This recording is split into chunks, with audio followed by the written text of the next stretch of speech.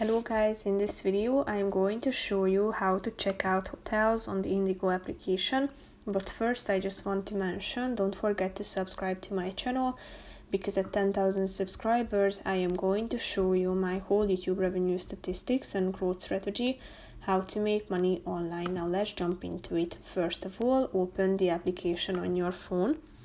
After that you should tap on the hotels button at the top when you are at your home page.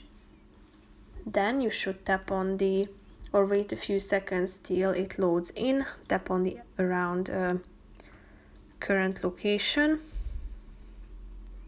or you can also type in your location, then add your check-in and check-out date, set the number of guests and the number of rooms, and click on the search button down below to look for the best deals. Here you can see the available offers, and if you would like to narrow down your search, you can apply filters at the top.